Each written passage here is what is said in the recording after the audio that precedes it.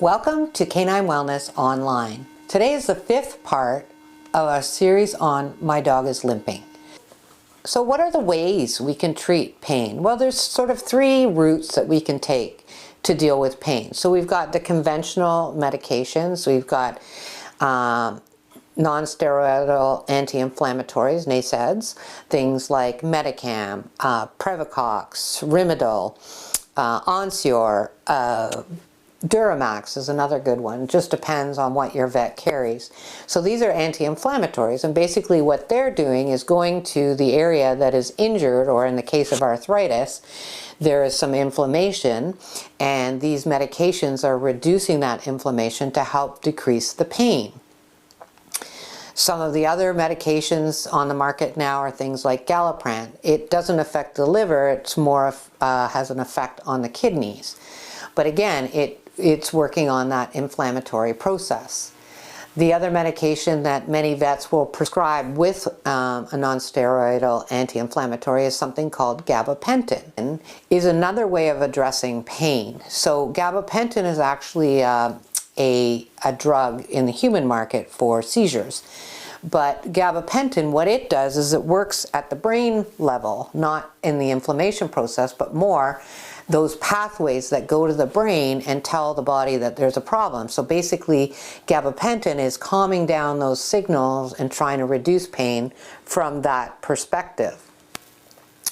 And then one of the last medications that some vets still use is tramadol, which is an opiate. The research that I have done on tramadol is that many vets don't use it anymore because they've learned that it really doesn't treat pain like it does in humans. It does have quite a sedating effect, a lot like gabapentin. So I think what happens is people think their dogs are in less pain because of the sedation effect. Another drug that I see some vets using, which in vet tech school was a big no-no, is Tylenol. This is something that I have some of my vets that I work with prescribed for senior dogs. But it's something you don't want to give unless your vet has recommended it. But what I want to bring together here is that it's really important if your dog, especially if your dog has chronic pain and it's been there for a while, so wind-up pain, is you don't want to give a low dose of some Metacam and see if that works, and if that doesn't work, give more and then add another drug. So my training, one of the certifications I have is in veterinary pain management, and the thing that rang through my head with that course is that what we want to do is load everything we can on for the pain, and then once we get that pain under control, we might be able to pull away one drug or another drug, or maybe all drugs, in some cases, because what we've done is loaded the dosage and gotten rid of it, and now the brain can kind of calm down and get out of that excitatory phase, and then the body can start trying to deal with the pain in its own mechanisms. Some of the other ways, or non-traditional ways of dealing with pain, can be supplements. So some of the supplements on the market are things like MSM, chondroitin, glucosamine. Now they're not pain relievers, but they help with some of those knobbly, like these kind of rough, degrading bone from arthritis. So what glucosamine does is protect the articular cartilage. Then one of the best things is using fish oils, omega-3s specifically, or EPA DHA, which is really what is in the omega-3s. And basically what they do is they help repair, for lack of a better word, the fluid or the synovial fluid within the joint space, so kind of trying to keep it healthy. So again, it's not really a pain reliever per se, but if we're giving nutrition to those joints, we may therefore be dealing with some of those painful responses that we get. Some of the other supplements are things like green lip mussel, Duralactin, which is a milk protein, has been shown in, there's some studies done on Duralactin or Miralactin depending on where you live. And basically it can help. It was shown in a study with osteoarthritis to help mitigate some of the pain response from OA. Another product that you can get from your vet is Cartrophin. So they're usually once a week injections, just sub-Q, so in this nice squishy spot there.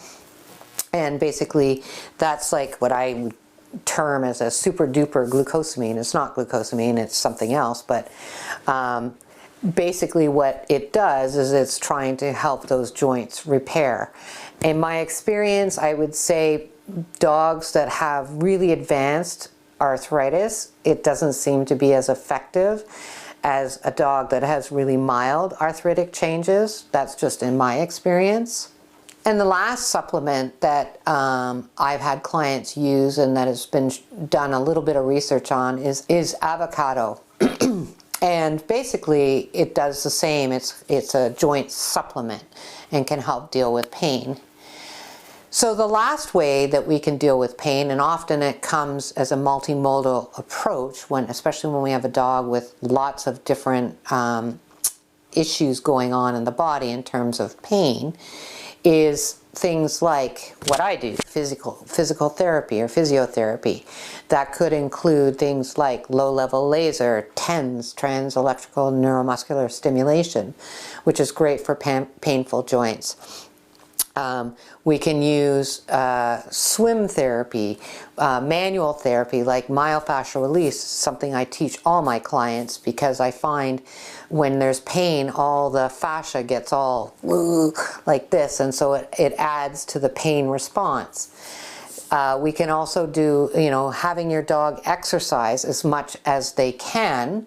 If the old saying goes, if you don't use it, you lose it. And some of the other things I've talked about in another video about using heat and cold. So typically I would use ice if it was acute, and then chronic I use moist heat, gets deeper into the tissues and helps relax the fascia and the muscles.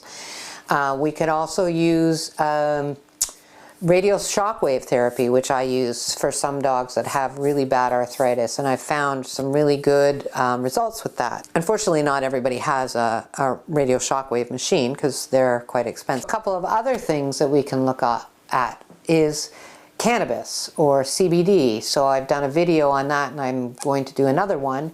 It's starting to actually really gain some traction in terms of research. 5 years ago it was like ooh, don't go near it, it's really bad. And now we're starting to learn, and there's been so many studies coming out about cannabis and osteoarthritis, seizures, IBD, all sorts of other conditions, that this can actually help balance the system. So if we think about how pain works in the body, and cannabis can kind of counteract that internal system and help mitigate some of those pain pathways. As well, the biggest take-home message is if your dog is overweight, taking the weight off your dog can add years to your dog and really help with chronic pain. The last part, and the part you've been waiting for, is a pain scale. So this is called the Canine Brief Pain Inventory. This is a short pain survey that you can do on your dog once a week. And it was made for pet owners like yourself. And basically there's a scoring system, and you're looking at your dog activities, general overview of your dog, and then there's an overall score. And basically you can go through, and it's a 0 to 10, as you can see here, scoring system. And 0 is no pain, and 10 is the most pain you can have. And I would recommend that if your dog is scoring a lot of 10 out of 10s, that's definitely a vet visit for some sort of pain medications or more investigation of what's going on. But basically, it's great to use this so you can kind of look, instead of being subjective about your dog's pain, you can be objective and look at it and say, is the pain better let's say you use Metacam, gabapentin, and there's another drug called amantadine, which increases the effectiveness of those drugs, and you do a grading of your dog before they take the medication, so you have an idea of what the baseline is. And then you can do it a week later after you've been on those medications or whatever it is that you choose to use, and you can look at it objectively and say, is my dog improved? I'm a big fan of knowing objectively whether things are improving. So often you see online these great reviews, you know, my dog took Librela and, you know, he was cured in a day. And we know that with Librela, as a new drug here in Canada, been around longer in the US, but it's, you know, it has a 47% effectiveness rate in the research. So, and it doesn't typically, with dogs, in one day, your dog is not going to be better. It usually takes a month.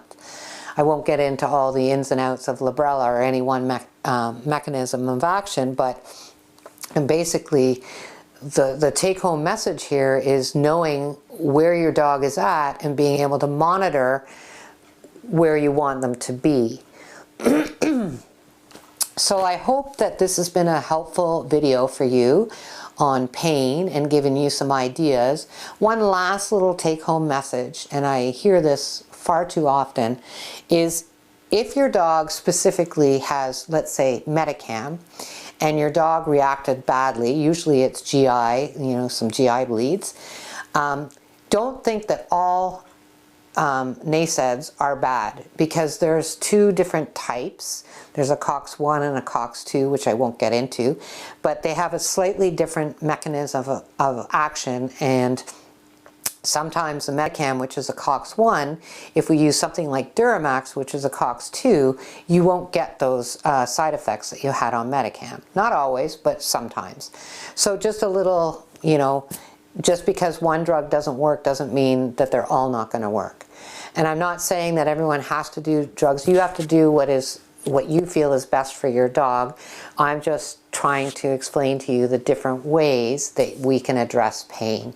So I hope you enjoyed this series, and please like and subscribe, and I will see you at the next video.